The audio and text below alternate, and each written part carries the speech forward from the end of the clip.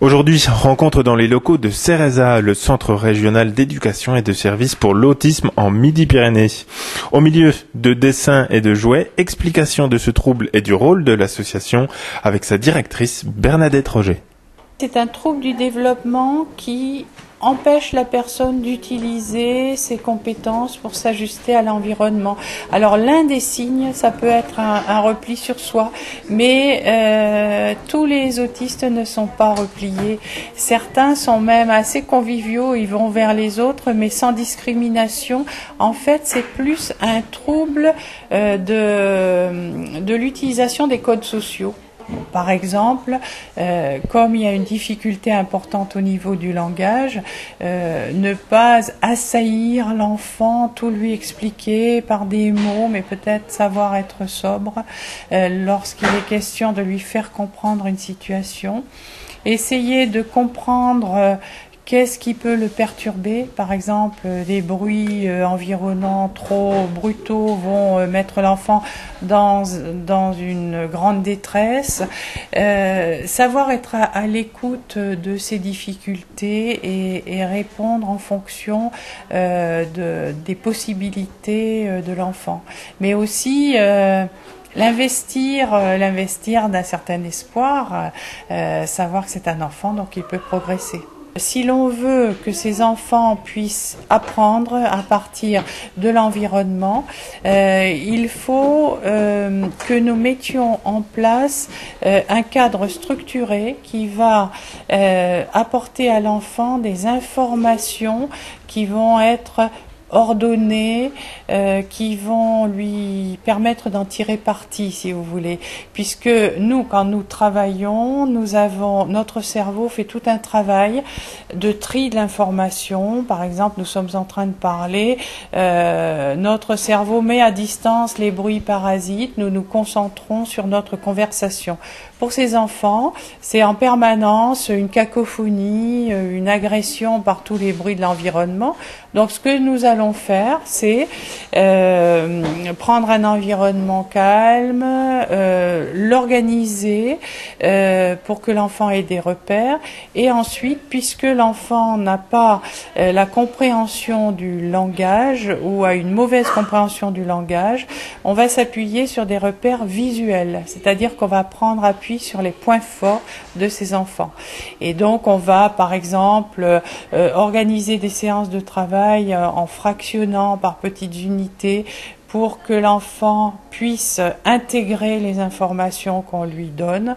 On fait une partie du travail, si vous voulez, la philosophie sous-jacente, c'est on fait un pas et on demande à l'enfant d'en faire un.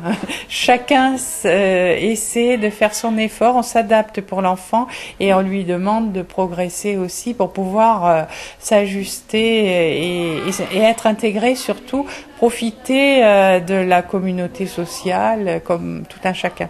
C'est très différent suivant les enfants. Il ne faut pas se cacher non plus que certains enfants sont plus gravement atteints que d'autres.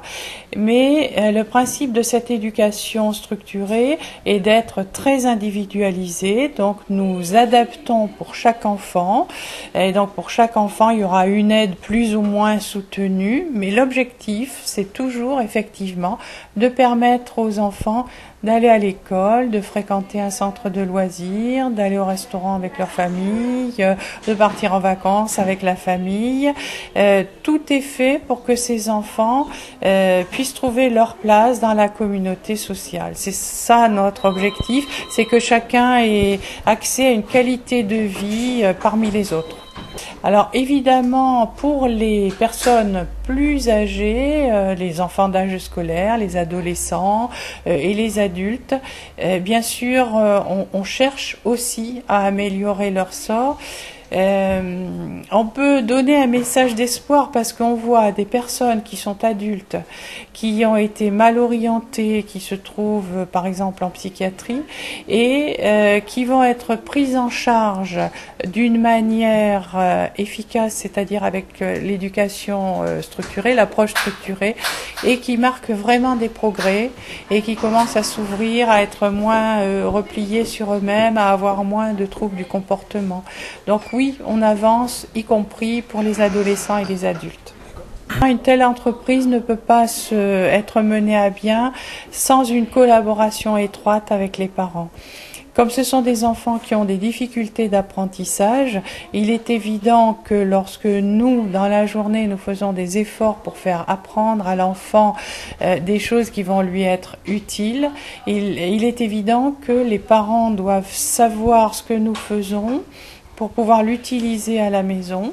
Ils doivent aussi recevoir une information pour utiliser des techniques comme les nôtres. Ils doivent savoir adapter l'environnement, ils doivent savoir solliciter l'enfant. Donc c'est un vrai partenariat qui conduit à soutenir le développement de l'enfant et qui conduit aussi à soutenir les parents parce qu'ils sont valorisés dans leur rôle de parents éducateurs. Ils ont leur place et ils jouent vraiment le jeu avec nous parce que effectivement on n'est plus à cette période où les parents étaient laissés de côté, éventuellement culpabilisés. Sont des vrais partenaires et ils jouent leur rôle de parents. Une situation qui évolue cependant doucement au regard des personnes concernées. En effet, selon les derniers chiffres, plus de 100 000 personnes seraient touchées du seul trouble autistique dans l'Hexagone.